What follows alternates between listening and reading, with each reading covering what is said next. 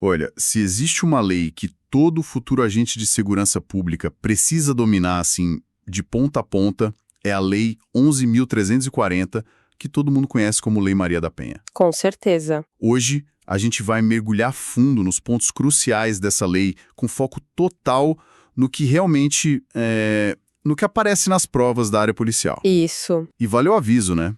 Isso aqui não é só matéria de concurso, é uma ferramenta de trabalho diário. Entender o propósito e principalmente a aplicação dela é o que separa o profissional preparado do resto. Exato. E para essa nossa análise, a gente está com um material bem esquematizado da lei, que não só destaca os artigos mais importantes, mas também traz as decisões mais quentes, as mais recentes do STJ e do STF. Pois é. E se alguém aí está se perguntando por que essa lei cai tanto, a resposta é bem simples. Não estamos falando de uma lei qualquer. Ela nasceu para colocar em prática o que a própria Constituição Federal manda, sabe? Lá no artigo 226. Ah, e também os tratados internacionais, né? Isso. E também para cumprir tratados internacionais de direitos humanos que o Brasil assinou. O ponto que muda tudo, que justifica toda a seriedade, está logo no comecinho da lei, no artigo 6º. Que é... Que a violência doméstica e familiar contra a mulher é uma forma de violação dos direitos humanos. Isso, assim, muda o jogo completamente, né? Coloca a discussão em outro patamar. Ok, vamos desempacotar isso então. Começando pelo alicerce de tudo, a pergunta que define o campo de jogo. Quem exatamente a lei protege e quem pode ser considerado o agressor? Boa. O artigo 2º já dá uma pista de que o guarda-chuva é grande quando fala toda mulher, independentemente de classe, raça, etnia, orientação sexual. Essa é a chave. Vamos por partes para não ter erro. O sujeito passivo, ou seja, a vítima, tem que ser sempre mulher. Sempre. Sempre.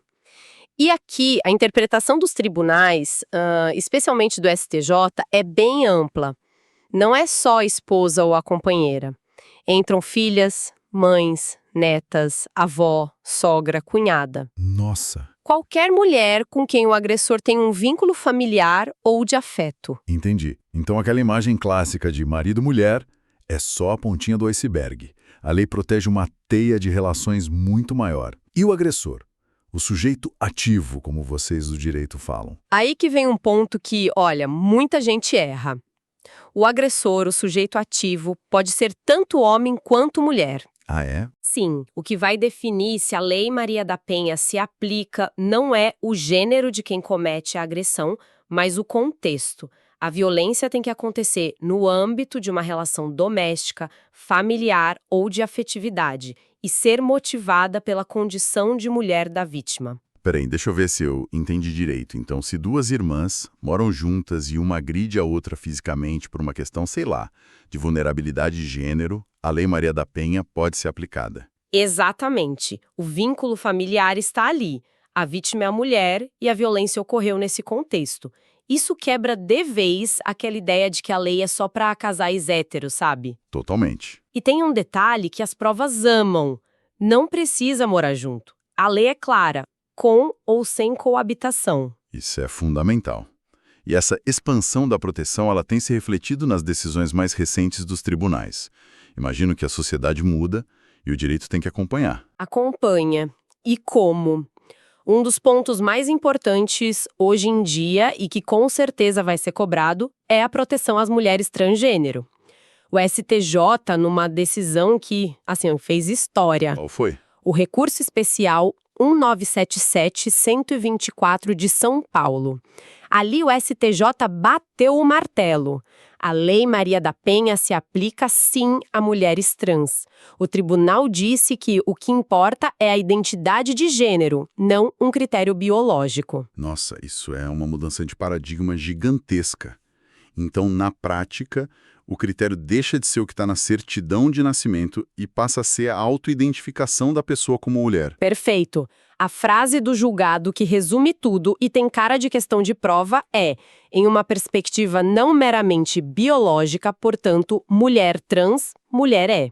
É direto e reto. Incrível. E não para por aí. E as relações homofetivas? A própria lei, no artigo 5º, já diz que as relações independem de orientação sexual. Certo. Isso protegeria uma mulher? numa relação com outra mulher. Mas e no caso de dois homens? Ótima pergunta. Nesse ponto, o STF inovou. Numa decisão importante, a medida inominada 7452, o Supremo entendeu que existia um vácuo na lei, sabe? Uma omissão do Congresso em proteger homens gays, bissexuais e outros homens LGBTI+, em relações homoafetivas. E o que ele fez? Decidiu que os mecanismos da Lei Maria da Penha, como as medidas protetivas, podem ser aplicados por analogia para protegê-los também. Entendi. Então a lei expandiu muito. Mas vamos para a rua, para o dia a dia do policial que atende à ocorrência. Como toda essa teoria se transforma em ação imediata? Qual o protocolo? Então, o atendimento inicial é o momento mais crítico. E a lei dá um passo a passo bem claro nos artigos 10, 10A e 12. O primeiro direito da vítima é ter um atendimento policial e pericial que seja especializado e ininterrupto. Certo. E o artigo 10A vai além e diz que, preferencialmente, esse atendimento deve ser feito por servidoras do sexo feminino. O que faz todo sentido, né? Para criar um ambiente de mais confiança, de acolhimento, para uma mulher que acabou de sofrer uma violência. Exato. Mas e a questão da prova? Imagino que seja um desafio enorme. Muitas vezes a agressão não deixa marca ou acontece sem nenhuma testemunha. Pois é. A lei prevê isso. O exame de corpo de delito tem prioridade máxima, claro. Mas o artigo 12 traz uma solução muito prática. Se não for possível fazer o exame, laudos ou prontuários de hospitais e postos de saúde podem ser usados como prova. Ah, isso é uma mão na roda na prática. Com certeza.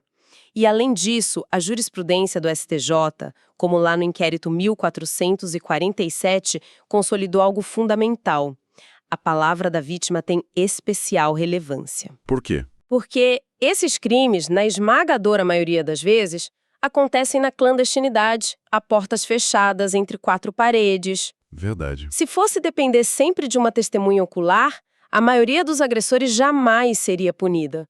Então, a palavra da vítima, quando é firme e coerente com outros elementos, tem um peso enorme. E tem algum procedimento específico se houver arma de fogo na história? Sim, e é um ponto de atenção máxima para a atuação policial. O artigo 12, inciso 6A, é uma ordem direta. A autoridade policial tem que verificar se o agressor possui registro de porte ou posse de arma. E se tiver? Se a resposta for sim, essa informação vai para o processo e o órgão que emitiu o registro, tipo a Polícia Federal ou o Exército, tem que ser notificado imediatamente. É uma medida para mapear o risco e evitar que a violência escale para uma tragédia, né? Certo, o cenário está montado. A vítima foi ouvida, as provas iniciais coletadas, e agora? Agora a gente chega na parte que, para mim, é o coração da proteção imediata. As medidas protetivas de urgência. Como elas funcionam na prática? Elas são, sem dúvida, o mecanismo mais poderoso e ágil da lei. Para o pessoal do concurso, é bom saber o nome técnico. O STJ chama de tutela inibitória. O que isso quer dizer? Na prática, quer dizer que o objetivo é frear a violência antes que ela aconteça ou piore. É uma ferramenta de prevenção, não de punição, nesse primeiro momento. E o que a torna tão de urgência? É a velocidade. Exatamente. A agilidade é a regra de ouro. Depois que a mulher faz o pedido, seja na delegacia ou direto no fórum, o juiz tem um prazo máximo de 48 horas para decidir. 2 dias. Nossa. E o ponto mais importante de todos, que vive caindo em prova. A concessão da medida protetiva não depende de já existir um inquérito policial ou um processo criminal. Ela pode ser dada antes de tudo para proteger a vida. 48 horas é muito rápido. E o que o juiz pode decidir nesse tempo? É só aquela ordem de afastar o agressor de casa? Essa é a mais famosa, o afastamento do lar. Mas o artigo 22 da lei traz um cardápio de opções. Pode ser a suspensão da posse ou a restrição do porte de armas, a proibição de se aproximar da vítima. E dos familiares também, né? Sim, e dos familiares dela, fixando uma distância mínima. E até a restrição ou suspensão do direito de visitar os filhos. Peraí, mas você disse que o artigo 22 traz uma lista. E se o caso da mulher for muito específico e precisar de uma proteção que não está nessa lista? Ótimo ponto. E é aí que mora um detalhe que as bancas amam explorar. O rol do artigo 22 é exemplificativo. O que isso quer dizer na prática? Descomplica aí pra gente. Quer dizer que o juiz não está engessado, não está preso àquela lista. Ele tem a liberdade de criar outras medidas que achar necessárias para garantir a segurança da mulher naquele caso concreto. Tipo o quê? Por exemplo, ele poderia proibir o agressor de fazer postagens sobre a vítima em redes sociais ou de frequentar o local de trabalho dela. A proteção é feita sob medida. Isso é realmente poderoso. E essa medida dura pra sempre? Ou ela tem um prazo de validade? Outra dúvida clássica de prova. O STJ, no tema 1249, pacificou o entendimento. As medidas protetivas não têm um prazo de validade pré-determinado. Não é vale por 90 dias e depois acaba. Ah, tá. Elas duram enquanto a situação de risco para a mulher existir. Elas não perdem a validade só porque o inquérito foi arquivado ou porque o agressor foi absolvido no processo criminal. São coisas independentes. A segurança vem primeiro. Ok, então o que tudo isso significa na hora de marcar o X na questão certa? Vamos para o modo revisão de véspera. Quais são aquelas cascas de banana, as pegadinhas clássicas que as bancas adoram usar? Vamos lá, primeira e mais famosa. O princípio da insignificância, o tal do crime de bagatela. Muita gente pensa, foi só um arranhão, um empurrão leve. Esquece. Não pode? Não pode. A súmula 589 do STJ é taxativa. É inaplicável o princípio da insignificância nos crimes ou contravenções penais praticadas contra a mulher no âmbito das relações domésticas. Então, traduzindo, nem vem com essa de foi só um susto ou o prejuízo foi pequeno. No contexto da Lei Maria da Penha, não existe pouca violência. Perfeito. A ofensa aos direitos humanos da mulher já torna a conduta grave por si só. A segunda pegadinha é aquela que a gente já comentou, mas vale reforçar. Coabitação. Não precisar morar junto. Isso. A súmula 600 do STJ resolve. Não se exige a coabitação entre autor e vítima. O que importa é o vínculo. Tem até um enunciado do STJ que detalha a agressão de namorado contra a namorada, mesmo depois do namoro ter acabado, se a violência for por causa daquela relação, entra na lei. Certo, essa é clássica.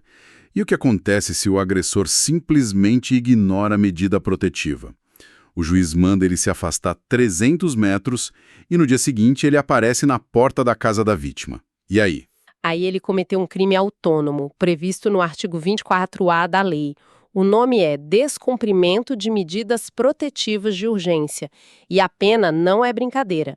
Reclusão de 2 a 5 anos. Pesado? Só que aqui tem uma nuance, uma curvinha na estrada que a jurisprudência do STJ criou e que é prato cheio para questões complexas. Opa, conta mais. Qual é o pulo do gato aí? A questão é o consentimento da vítima. Imagina que a própria mulher, por vontade própria, sem pressão, resolve reatar o contato, manda mensagem, convida o agressor para entrar. Nesses casos, o STJ tem entendido que a conduta do homem pode se tornar atípica. Ou seja, a justiça pode entender que não houve crime de descumprimento, já que a própria pessoa protegida autorizou a aproximação. Mas isso parece perigoso. E se ela só aceitou por medo, por intimidação? Aí está o detalhe crucial. Se ficar provado que houve qualquer tipo de coação ou intimidação para forçar essa reaproximação, o consentimento dela não vale nada, é considerado viciado. Ah, entendi. Ufa, é um detalhe que pode mudar todo o resultado de um caso. E tem mais algum ponto de atenção final? O último, mas não menos importante, a relação com a Lei 9.099, a Lei dos Juizados Especiais Criminais. O artigo 41 da Lei Maria da Penha é tipo uma parede. Como assim? Ele proíbe expressamente a aplicação de qualquer benefício da Lei 9.099, como transação penal, suspensão condicional do processo, cesta básica. Nada disso se aplica. A ideia é garantir que a violência doméstica não seja tratada como um crime de menor potencial ofensivo, porque, como a gente viu, não é. Ok, vamos amarrar tudo isso. Recapitulando os pontos essenciais que a gente viu hoje. Primeiro, a quem a lei se aplica? Um universo bem amplo, né? Isso, que vai além do casal e protege mulheres em diversas relações, incluindo expressamente as mulheres trans. Depois, os procedimentos policiais imediatos, como o atendimento especializado e a verificação obrigatória de armas de fogo. Desvendamos também o funcionamento das medidas protetivas, que são o coração da lei.